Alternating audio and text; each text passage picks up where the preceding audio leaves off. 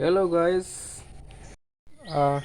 আপোনালোকক আজি অন্য এক ভিডিঅ' দিবলৈ ওলাইছোঁ যে মোবাইলতে এটা এপছৰ যোগেদি পৰিয়াল তথা নিজৰ ফটোৰ নামত শুদ্ধ আছে নাই সেইটো চাব পাৰিব।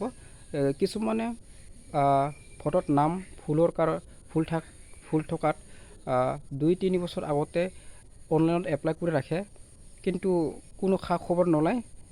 কিন্তু এই মোবাইলতে এটা এপছৰ যোগেদি আপোনালোকে সাৰ্চ কৰি চাব পাৰিব নামটো শুদ্ধ আহিছে নাই।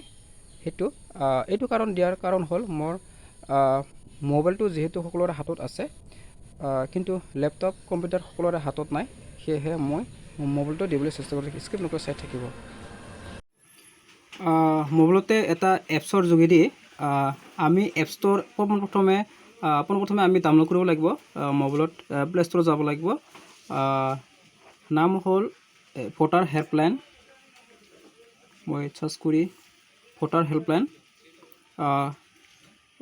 মোৰ অলৰেডি ডাউনলোড কৰা আছে। এনেকৈ ডাউনলোড কৰিব লাগিব।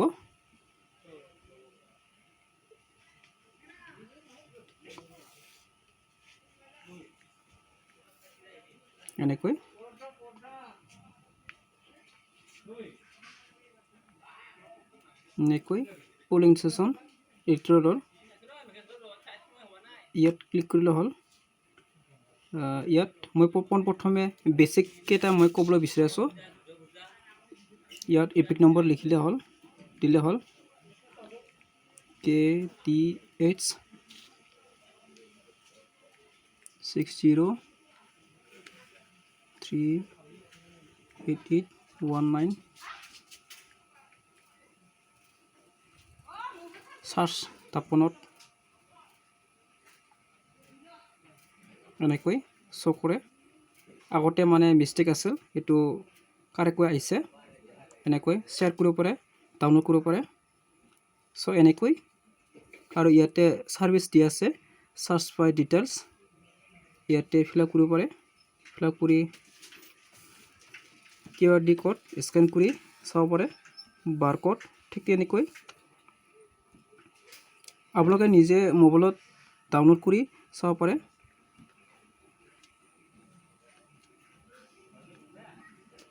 যদিহে শুধৰণিৰ কাৰণে এপ্লাই কৰিছে, ইয়াতে লগইন বটনত দি চাব পাৰে। চেক ষ্টেটাছত এনেকৈ প্ৰথমে মোবাইল নম্বৰ দি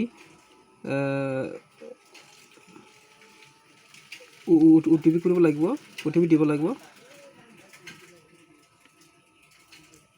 এনেধৰণৰ আমি ঘৰত বহি আমি নিজৰ মোবাইলতে মোৰ নামটো ঠিক আছে নাই সেইবিলাক চাব পাৰে। আৰু কিছুমানে এবছৰ 2 বছৰ আগতে নাম শুধৰণিৰ কাৰণে এপ্লাই কৰি থয়, কিন্তু চেক নকৰে। সেইবিলাক কিছুমান কামৰ ক্ষেত্ৰত অলপ অসুবিধা হয়, কাৰণ বৰ্তমান থকা ভোটাৰ ID কাৰ্ডত নাম বেলেগ হৈ থাকে আৰু অনলাইনত অলপ বেলেগ হৈ থাকে। সেইকাৰণে অলপ খেলি মেলি হৈ যায় কিছুমান কামৰ ক্ষেত্ৰত। এনেকৈ আমি মোবাইলতে চেক কৰিব পাৰোঁ। যদিহে পোনপ্ৰথমে মোৰ চেনেলত আহিছে, তেতিয়া লাইক, শ্বেয়াৰ, কমেণ্ট, ছাবস্ক্ৰাইব কৰি দিব। আৰু যদিহে মোৰ ভিডিঅ'টোত কেনে লাগিছে এতিয়া আপোনালোকে জনাব। অনাগত ভিডিঅ'ত মই যাতে ভুল ক্ৰুটিৰ মই সুধিব পাৰোঁ, এইখিনিতে ক'বলৈ কৈছোঁ। আজিলৈ সামৰিছোঁ। বাই।